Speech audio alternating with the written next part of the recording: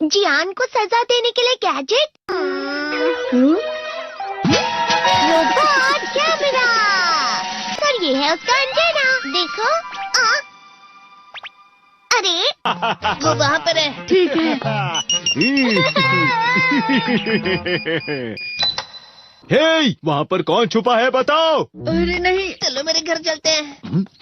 मुझे लगा कोई है। क्या हमें उसे जोड़ना चाहिए? मेरे लिए ये बाएं हाथ का खेल है।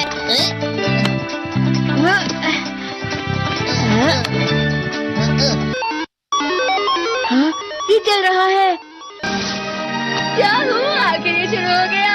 अब फिर दुनिया में शांति आएगी। मैं इस दुनिया का राजा हूँ। वो चला गया। अरे ये सब क्या हो रहा है? अरे ये क्या कर रहे हो?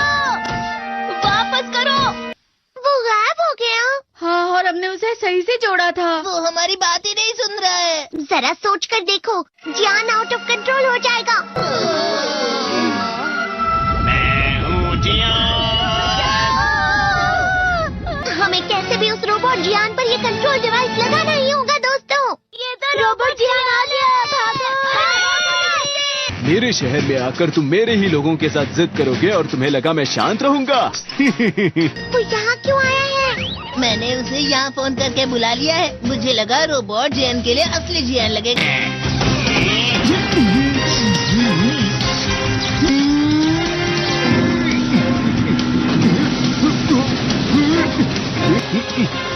वैसे तुम अच्छा मुकाबला कर रहे हो।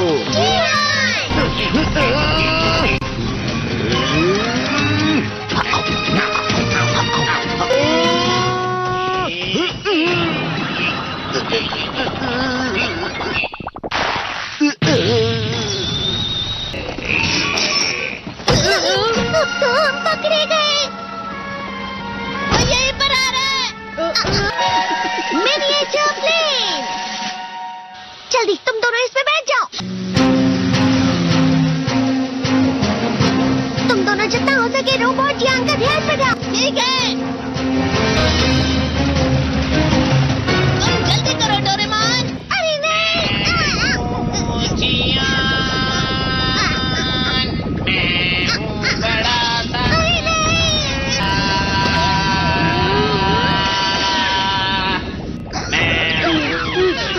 मेरा दिमाग खराब हो गया।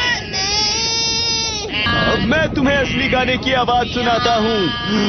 मैं हूँ जियान, हो जाते हैं मदहोश। मैं हूँ दोस्तों का दोस्त जियान। शायद गाना रुक गया है। तुम्हारा गाना मुझसे अच्छा नहीं था, लेकिन वो बिल्कुल बुरा भी नहीं था। हम दोनों साथ मिलकर एक बहुत कमाल का गाना गाएंगे। तुम तो मेरे बेस्ट फ्रेंड हो। चलो अब हम गाना शुरू करते हैं।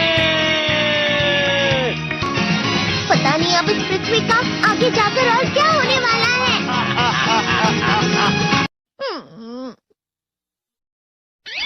मैं हमेशा तुमसे कहता हूँ, लेकिन तुम मेरी बात कभी नहीं सुनते हो। तुम्हें पढ़ाई करनी चाहिए। तुम तो बिल्कुल भी समझदार नहीं हो नोबिता। और समझदार बनने के लिए तुम्हें पहले पढ़ाई करनी चाहिए, समझ गए? ये क्या है? इससे तुम्हें पता लगेगा कि तुम कितना नेगेटिव सोचते हो। ये तो मजेदार है। मुझे और ट्राई करना है। ला ला ला ला ला ला ला ला पाए पाए पाए पाए पाए। इतना क्यों खुश हो रहे हो? अरे तुम यहाँ हो? अरे तुम दोनों इतने लाल और इतने चमकदार क्यों लग रहे हो? जियान। खुशखबरी है, अब से ग्राउंड पर बेसबॉल की स्पेशल ट्रेनिंग होगी। तुम सब क्या कर रहे हो? हुआ सुनियो। मुझे तुम्हारे बगल में खड़े होकर तुम्हें शानदार स्विंग करते हुए देखना है। हाँ मैं सच कह रहा हूँ। तुम बड़े बड़े मैच भी खेल सकते हो। मस्का लगाओ। चलो भी सुनियो, मुझे अब शर्म आ रही है। जियान तो पिघल गया और बेवकूफ बन गया। हाँ? तुम जैसे नासमझ से निपटना बहुत आसान होता है। तुमने मुझसे झूठ कहा। सुनियो, तुम इतना मस्का क्यों लगा रहे हो? अरे नहीं जियान। सुनियो। अरे हाँ, मैं अभी जाके ये गैजेट शिजुका को भी दिखाता हूँ। जी तो फिर से चमकने लगा। देखी सुखी। मुझे भी तुम्हारी तरह हमेशा फुल मार्क्स चाहिए। ऐसा मत कहो शिजुका। ये क्या हो रहा है डोरेमोन? ये बुरा लगने की आग है। बहुत ज्यादा गर्म है पानी। कभी कभी मैं सोचता हूँ शिजुका डेगिसुकी के साथ इतना क्यों रहती है। वो बहुत अच्छा लड़का है, मैं उसके सामने कुछ नहीं।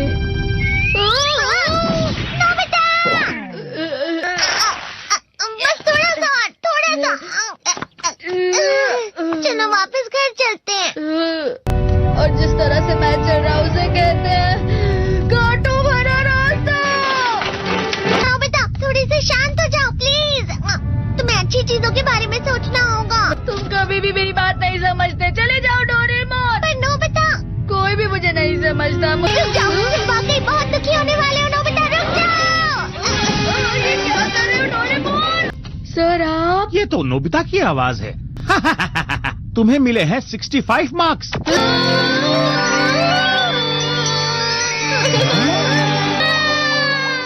अब इससे क्या हो गया? ये सातवें आसमान में उड़ रहा है सर। हाँ, ये अच्छा लग रहा है। हवा?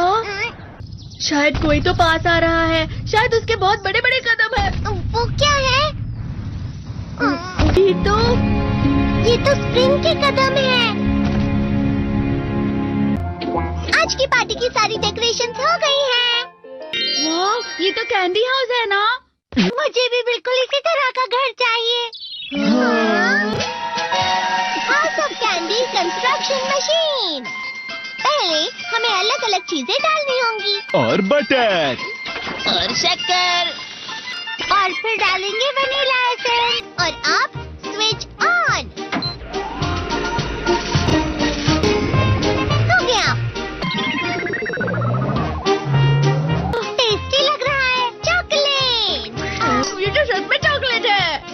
ठीक है, चलो अभी बनाना शुरू करते हैं।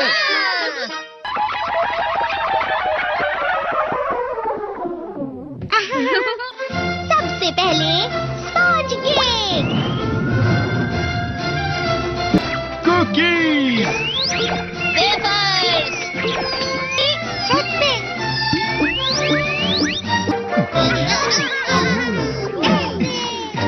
ठीक है, चलो अंदर और भी कमरे बनाते हैं।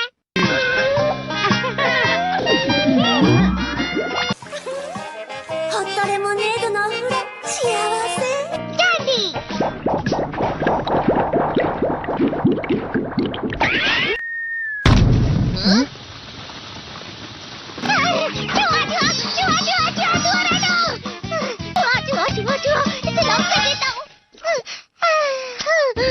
वो असली चूहा नहीं था, बल्कि बस चिरी चिरी का एक फेवरेट खिलौना था।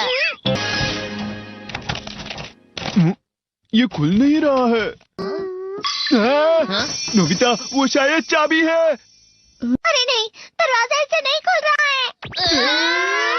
मुझे माफ करना, मैं तो बस कैंडी टेस्ट कर रहा था। फिक्र मत करो, मेरे पास गैजेट्स है। अरे नहीं, क्यों ना हम फिर से इसकी मदद से एक और चाबी बना लें। अरे हाँ। शायद इसकी फिलिंग खत्म हो गई है। अरे नहीं। चलो हम चिरी चिरी से स्मॉल लाइट का बटन दबाने के लिए कहते हैं। मैं बिल्ली पर भरोसा नहीं कर सकता। मैं खुद यहाँ एक छेद करता हूँ। मैं मदद करता हूँ। मैं भी। अरे नहीं, मेरा पेट भर गया। मेरा भी भर गया है। तुम में से किसी को गर्मी नहीं हो रही क्या? मुसीबत हो गई। हमें जल्दी बाहर जाना होगा। इस तरह तो ये पूरा घर धीरे धीरे टूट जाएगा। ये काम तुम मुझ पर छोड़ दो। मैं बाहर आ गई।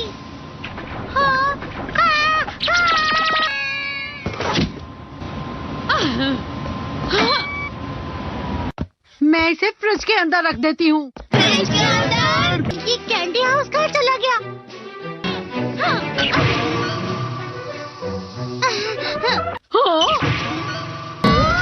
ये क्या?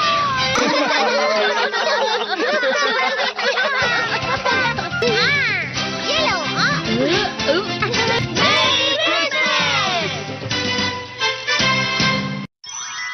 क्रिसमस वाले दिन पर ज्यादा बर्फ।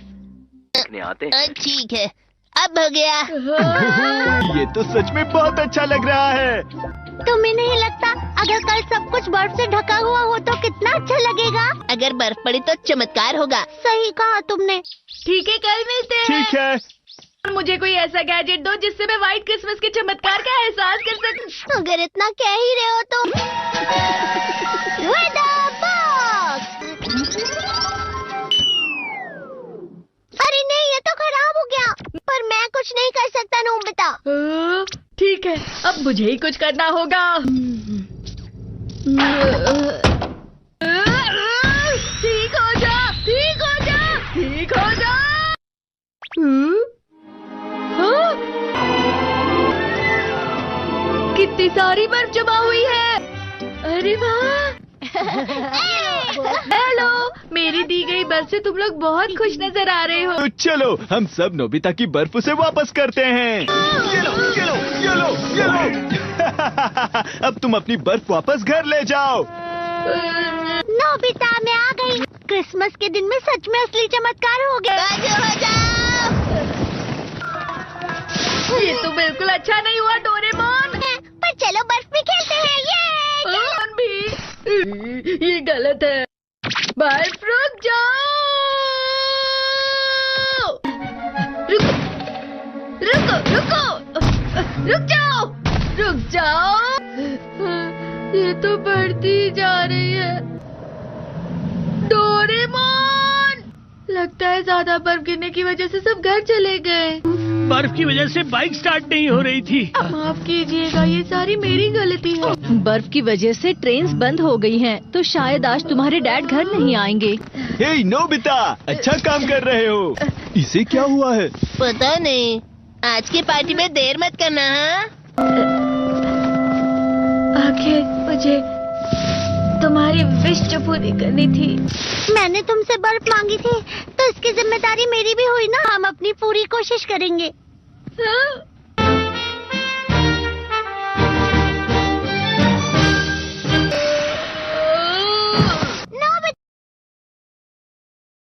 हेलो दोस्तों, स्वागत है हमारी नई वीडियो में। मैं हूं आपका दोस्त और आज हम बात करेंगे डोरेमोन की कुछ ऐसी मिस्ट्रीज के बारे में जो आपके दिमाग को हिला देंगी। डोरेमोन, वो नीला रोबोटिक कैट, हम सबका फेवरेट है। नोबिता को अपने जादुई गैजेट से बचाने वाला ये कैट अपने साथ कई अनसुलझे सवाल लाता है। तो अपने डिटेक्टिव ग्लासेस तैयार रखो और चलो खोजते हैं डोरेमोन की मिस्ट्री पार्ट 10 का राज। आज हम 5 ऐसी मिस्ट्रीज की बात करेंगे जो डोरेमोन की दुनिया को और भी रहस्यमयी बनाती हैं। हर मिस्ट्री में है ट्विस्ट, ड्रामा और ढेर सारे सवाल जो आपको रात भर सोचने पर मजबूर कर देंगे। तो बिना टाइम वेस्ट किए चलो शुरू करते हैं। पहली मिस्ट्री, डोरेमोन का टाइम ट्रैवल लॉग कहां है? डोरेमोन और नोबिता ने टाइम मशीन से ढेर सारी टाइम ट्रिप्स की हैं। पास्ट में डायनासोर देखने से लेकर फ्यूचर में शिवाशी से मिलने तक। लेकिन सवाल यह है, इन टाइम ट्रिप्स का रिकॉर्ड कहां है? क्या डोरेमोन हर टाइम ट्रैवल का लॉग रखता है? सोचो, एक रोबोट जो टाइमलाइन को चेंज कर सकता है, उसे जरूर हर ट्रिप की डिटेल रखनी चाहिए। कुछ फैंस का थियरी है कि डोरेमोन की मेमोरी में एक सीक्रेट टाइम ट्रैवल लॉग है जो हर ट्रिप की डिटेल्स स्टोर करता है। क्या ये लॉग फ्यूचर की किसी अथॉरिटी को भेजा जाता है? एक एपिसोड में डोरेमोन ने नोबिता को टाइम मशीन यूज करने से मना किया था क्योंकि टाइमलाइन डेंजरस हो सकती है। क्या डोरेमोन को हर ट्रिप की परमिशन लेनी पड़ती है? और एक ट्विस्ट, क्या अगर टाइम ट्रैवल लॉग में कोई गलत एंट्री हो जो टाइमलाइन को मेस कर दे? जैसे अगर नोबिता ने पास्ट में कुछ चेंज किया और डोरेमोन ने उसे रिकॉर्ड नहीं किया, क्या फ्यूचर में कोई टाइम पुलिस है जो इस लॉग को चेक करती है? अगर हां, तो क्या डोरेमोन कभी उनके रडार पर आ चुका है? सोचो, अगर डोरेमोन का लॉग हैक हो जाए। ये मिस्ट्री तो टाइम मशीन जितनी ही कॉम्प्लिकेटेड है। दूसरी मिस्ट्री, शिजुका की फ्यूचर मेमोरी। शिजुका, डोरेमोन की सबसे स्मार्ट और काइंड कैरेक्टर। वो हमेशा सही डिसीजंस लेती है और मुसीबत में भी कूल रहती है। लेकिन सवाल यह है, क्या शिजुका को फ्यूचर की कोई मेमोरी है? क्या वो पहले से जानती है कि नोबिता उसका फ्यूचर हस्बैंड है? सोचो, मंगा में बताया गया कि शिजुका फ्यूचर में नोबिता से शादी करती है, लेकिन कुछ एपिसोड्स में शिजुका नोबिता की बेवकूफी पर भी उसे सपोर्ट करती है, जैसे उसे उसका फ्यूचर पता हो। क्या अगर शिजुका को फ्यूचर से कोई मैसेज मिला है? एक एपिसोड में शिजुका ने एक अजीब डायरी में कुछ लिखा था जो बाद में गायब हो गई। क्या वो डायरी फ्यूचर की मेमोरीज का रिकॉर्ड थी? फैंस का थियरी है कि शिजुका की स्मार्टनेस सिर्फ नेचुरल नहीं है। क्या शिवाशी ने शिजुका को फ्यूचर की कुछ इंफॉर्मेशन दी है ताकि वो नोबिता को गाइड कर सके? और ट्विस्ट ये, क्या शिजुका जानबूझकर कुछ सीक्रेट्स छुपाती है ताकि टाइमलाइन सेफ रहे? सोचो, अगर शिजुका असल में टाइमलाइन की गार्डियन हो। ये मिस्ट्री शिजुका की स्माइल जितनी ही चार्मिंग है। तीसरी मिस्ट्री, डोरेमोन के बैकअप का सीक्रेट। डोरेमोन एक हाईटेक रोबोट है और हर रोबोट का बैकअप होता है, लेकिन सवाल यह है, डोरेमोन का बैकअप कहां है? क्या फ्यूचर में उसका डेटा सेव है या कोई दूसरा डोरेमोन तैयार है? सोचो, अगर डोरेमोन को कुछ हो जाए तो नोबिता का क्या होगा? मंगा में बताया गया कि डोरेमोन को एक फैक्ट्री में बनाया गया था। क्या अगर फ्यूचर में डोरेमोन का बैकअप क्लोन है जो एक्टिवेट होने का वेट कर रहा है? एक एपिसोड में डोरेमोन की मेमोरी क्रैश हो गई थी और उसे फ्यूचर में रिपेयर के लिए जाना पड़ा था। क्या उस दौरान कोई बैकअप डोरेमोन ने उसकी जगह ली थी? फैंस का थियरी है कि डोरेमोन का बैकअप फ्यूचर के किसी सीक्रेट सर्वर में स्टोर है। क्या शिवाशी के पास डोरेमोन की मेमोरी का फुल कंट्रोल है? और एक और सवाल, क्या अगर बैकअप डोरेमोन में कोई गलत प्रोग्रामिंग हो जो उसे विलन बना दे? सोचो, अगर एक दिन नोबिता को 2 डोरेमोन मिल जाए। ये मिस्ट्री तो डोरेमोन की टेक्नोलॉजी जितनी ही एडवांस है। चौथी मिस्ट्री, नोबिता की लाइफ में विलन कौन है? नोबिता की लाइफ में हमेशा कुछ ना कुछ गड़बड़ होती है। ज्ञान और सुनियो उसे चिढ़ाते हैं, स्कूल में डांट पड़ती है और गैजेट्स मिसयूज हो जाते हैं। लेकिन सवाल यह है, क्या नोबिता की लाइफ में कोई सीक्रेट विलन है? क्या कोई फ्यूचर से उसकी लाइफ को मेस कर रहा है? सोचो, नोबिता का लक इतना खराब क्यों है? कुछ फैंस का मानना है कि फ्यूचर में कोई है जो नहीं चाहता कि नोबिता सक्सेसफुल हो। क्या अगर शिवाशी का कोई राइवल है जो टाइमलाइन चेंज करना चाहता है? एक एपिसोड में नोबिता को एक अजीब गैजेट मिला था जो डोरेमोन की पॉकेट से नहीं था। क्या वो गैजेट किसी विलेन ने भेजा था? और ट्विस्ट ये, क्या अगर विलेन कोई इंसान नहीं बल्कि फ्यूचर की कोई टेक्नोलॉजी है, जैसे आर्टिफिशियल इंटेलिजेंस? क्या कोई एआई नोबिता की लाइफ को टेस्ट कर रहा है ताकि फ्यूचर की हिस्ट्री चेंज हो?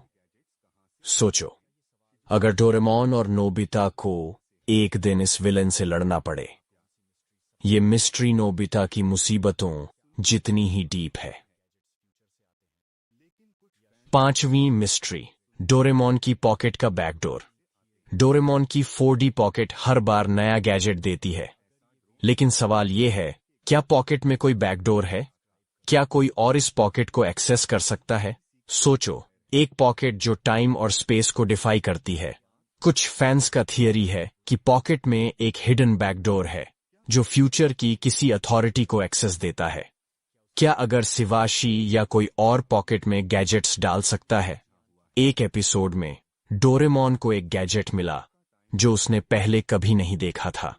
क्या वो गैजेट किसी और ने पॉकेट में डाला था? और एक और सवाल, क्या अगर पॉकेट को हैक किया जा सकता है? क्या कोई विलन डोरेमोन की पॉकेट से डेंजरस गैजेट्स निकाल सकता है? सोचो, अगर पॉकेट का बैकडोर फ्यूचर के किसी सीक्रेट प्रोजेक्ट से जुड़ा हो। क्या डोरेमोन की पॉकेट असल में टाइमलाइन को कंट्रोल करने का टूल है? ये मिस्ट्री पॉकेट जितनी ही मैजिकल है। तो दोस्तों, ये थी डोरेमोन की 5 नई mysteries. Time travel log, Shizuka की फ्यूचर में।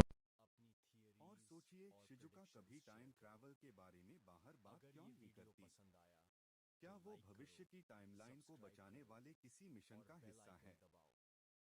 ये रहस्य उसकी मुस्कान जितना ही शांत और गहरा है।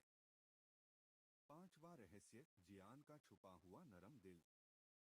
हम सभी जियान को एक गुंडे और डराने वाले लड़के के रूप में जानते हैं, लेकिन कई एपिसोड्स में उसका भावुक पक्ष सामने आता है, जैसे कि जब वह अपनी बहन जैको का ध्यान रखता है। सवाल ये है, क्या जियान के इमोशंस भविष्य के किसी मिशन से जुड़े हैं? कुछ लोग मानते हैं कि शायद उसने कोई ऐसा गैजेट इस्तेमाल किया है जो उसकी भावनाओं को संतुलित करता है। एक एपिसोड में तो उसने एक कुत्ते को बचाया और रो पड़ा। और सोचिए, जियान की आवाज बहुत खराब है, लेकिन उसका दिल बहुत बड़ा है। क्या ये दोनों चीजें जुड़ी हुई हैं? क्या उसकी गायकी एक इमोशन कवर है? ये रहस्य जियान के पंच जितना ही मजबूत और नरम है। तो दोस्तों, ये थे डोरेमोन के 5 अनसुने रहस्य। पॉकेट का मालिक कौन है? नोबिता की डायरी में क्या है? सुनियो के गैजेट्स कहां से आते हैं? शिजुका के पास टाइम ट्रैवल का ज्ञान कैसे है? और जियान के दिल में छिपा प्यार। Their own reasons, their own imagined wisdom onto him. Each man believes he knows why the ruler acted, but none can be certain, and in that uncertainty lies the preservation of authority. Consider how quickly explanation can entrap. Once words are spoken, they can be twisted, reinterpreted, used as weapons against the speaker. Silence, however, cannot be misquoted. It denies the enemy a foothold. When a king explains, he locks himself into the logic of his own words, but when he remains silent, he leaves endless possibilities open. He cannot be cornered, for he has given nothing concrete to grasp. This is why the king never hurries to justify his decisions. He lets others debate endlessly, while he preserves his aura by standing apart from the chaos of words. His refusal to explain forces the world to adapt itself to his silence. It is also a matter of dominance. The one who explains always stands in the inferior position, because explanation is an act of submission. It acknowledges that the other has the right to question, and that you must answer. The king does not recognize such a right. His every act is final, not because it is beyond error, but because it is beyond appeal. To explain would be to reduce his command to an argument, and arguments can be won or lost. A command, however, stands untouched by such games. A king knows that what he does must appear beyond question, even if the act is controversial. His certainty becomes his shield, and his silence transforms even mistakes into mysteries rather than failures. There is also a deeper psychological element at play. Men admire confidence more than correctness. They follow leaders who appear sure, even when they suspect error, because certainty is rare and magnetic. An explanation, no matter how well crafted, signals doubt. It suggests that the ruler is aware of the possibility of being misunderstood or condemned, and therefore feels the need to persuade. But persuasion is the weapon of the weak. Command is the weapon of the strong. The king never seeks to persuade, only to declare. By never explaining, he keeps alive the illusion that he acts from an elevated plane, untouched by the hesitations that plague lesser men. History is full of rulers who maintain power not because they were right, but because they refused to be seen defending themselves. Their silence became their strength. Their refusal to justify turned into an image of superiority. Their enemies exhausted themselves in accusations, but the throne remained untouched, watching from above. This is the enduring lesson. The moment you explain, you have already admitted that your power can be challenged. The king never explains because explanation belongs to those who fear judgment, and the sovereign does not fear judgment, for he sits above it. When power is questioned, the instinct of the weak is to retreat into defense. They scramble to justify their choices, to calm the crowd with reasons, to assure others that their intentions were pure. But the sovereign knows that defense is a confession of vulnerability. To defend is to accept that you are on trial, that your accusers have the right to demand answers, that you must prove yourself to their satisfaction. The moment you take that posture, you surrender the higher ground, and authority begins to slip from your grasp. The throne is never a seat for excuses, it is a stage for dominance. The psychology of the king demands that when accusations arise, the ruler does not explain himself, but turns the blade outward. He does not wrestle in the mud laid by his enemies, for mud clings to both defender and accuser alike. Instead, He strikes with words, gestures, and actions that turn the scrutiny back upon those who dared to challenge him. To defend is to crouch, to attack is to stand tall. People do not remember who argued more convincingly, but they remember who remained unshaken. They remember who carried themselves like a sovereign and who looked like a beggar of approval. Attack does not always mean the use of violence or open threats. It is a strategy of posture. When accused, the king may laugh, dismiss, or ridicule the accusation, making it appear unworthy of his attention. This alone transforms the accuser into a figure of mockery, a man beneath the dignity of the throne. At other times, the king may turn the accusation into a weapon against the very person who launched it. Why does this man question me so loudly? What weakness is he hiding? In this reversal, the defender is no longer the sovereign but the accuser, while the throne remains untarnished, standing above the fray. To defend oneself is to play on the field chosen by the enemy. It means allowing the opposition to set the rules, to dictate the frame of battle. Attack, however, seizes initiative and rewrites the terms.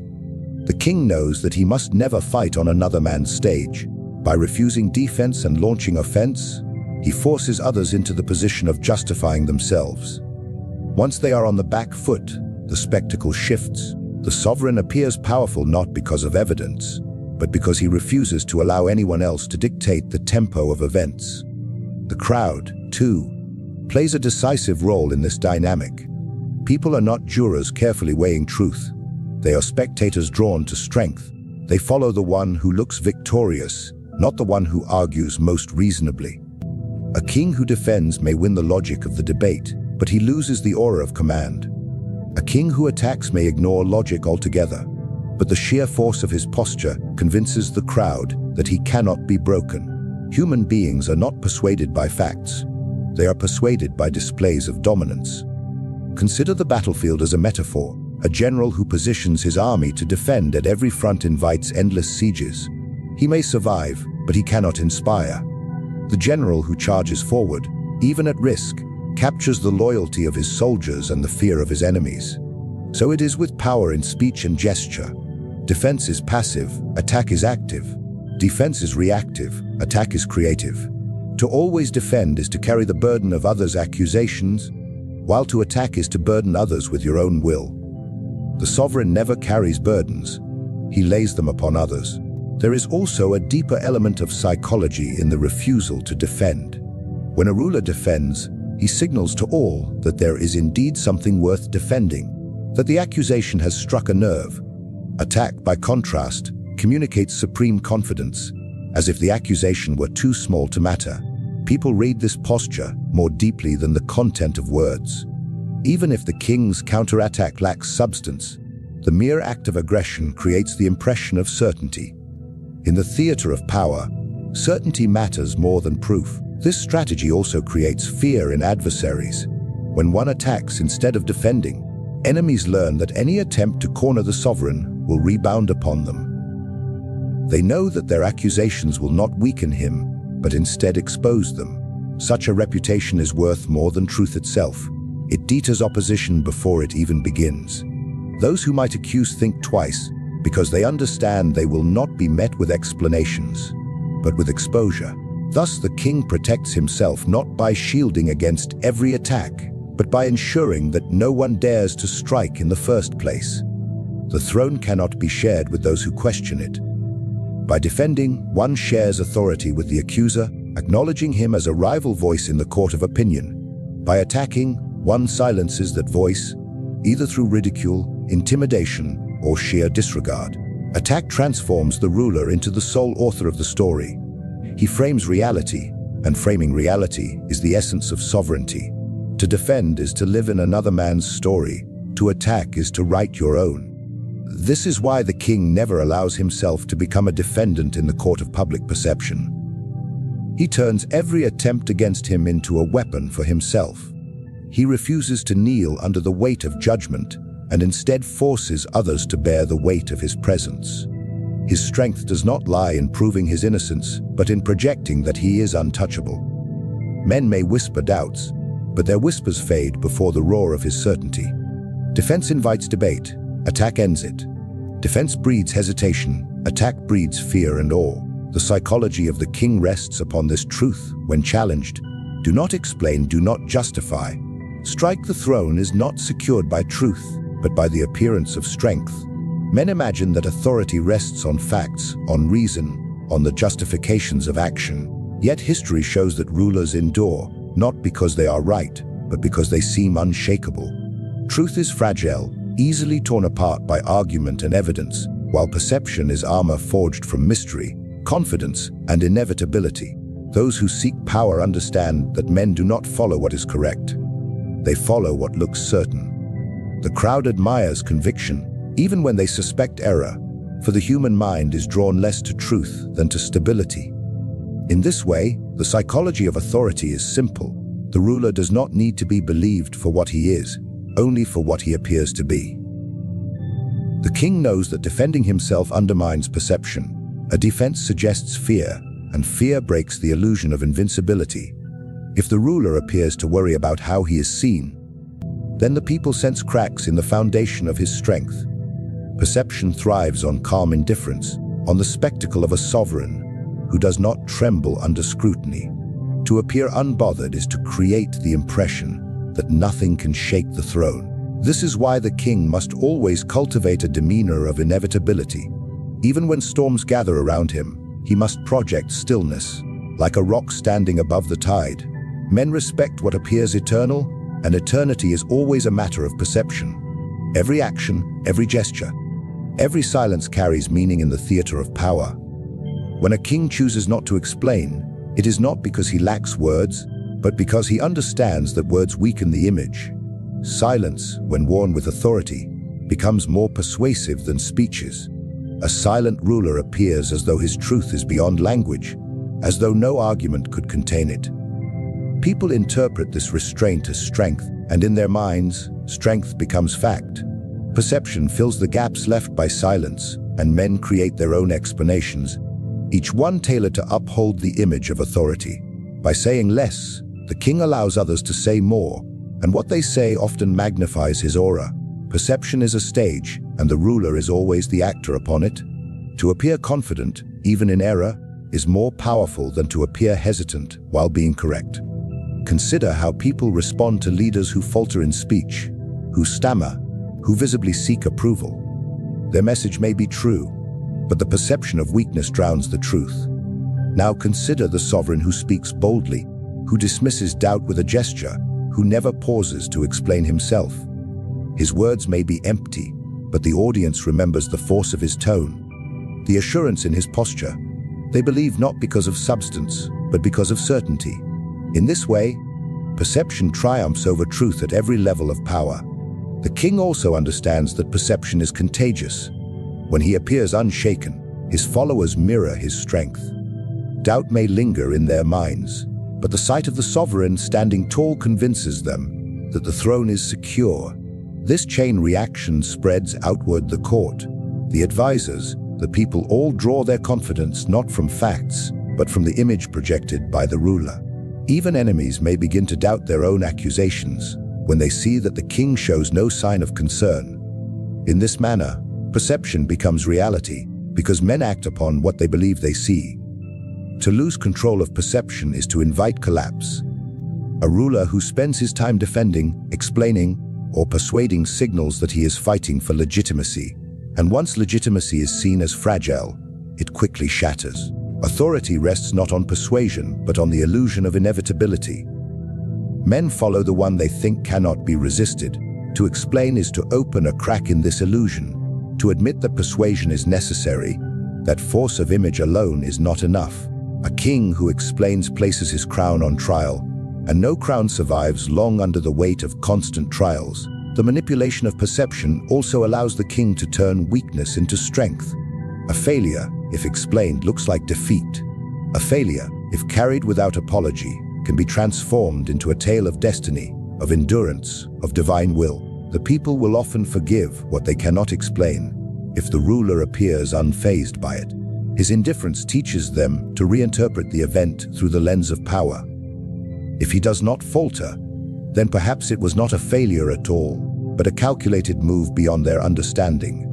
Perception shields him where truth cannot, and the myth of his invincibility grows with each moment. He refuses to appear shaken. This principle extends beyond public appearances into the private realm of politics. Advisors, ministers, and rivals all judge the king not by what is true, but by how he carries himself. If he explains too much, they sense insecurity, and insecurity invites plots. If he maintains composure, never bending to justify, they are left uncertain. Uncertainty breeds caution, and caution keeps them subdued. No man dares challenge the one who seems beyond defeat. Thus the king maintains his grip not by arguing his case, but by cultivating the image that his case requires no argument. In the end, perception is the throne itself. The crown is nothing more than metal without the belief of others, and belief is shaped not by facts but by appearances. The king who masters perception holds true power, for he commands the imagination of his subjects. He is seen as inevitable, untouchable, eternal, and therefore he becomes so in practice. Truth is fragile, but perception is iron, and only iron can uphold a throne. The ruler understands that power is not simply a matter of force, armies, or decrees, but of narrative. He who frames the story shapes the minds of men, and he who shapes minds commands reality itself. The throne is not secured by merely sitting upon it. It is secured when people believe that the one upon it belongs there by destiny, by merit, or by inevitability. Every accusation, every challenge, every rumor is nothing but a story, and stories have no power until they are repeated. The sovereign knows that he must control what is repeated, for repetition molds belief, and belief becomes the strongest chain of authority. A man who defends himself lives within the story of his accuser. He accepts the enemy's framing, stepping into a world where he must answer questions not of his own making. The people then judge him not as ruler, but as defendant, and a defendant is always seen as lesser. But a king never enters such a trial.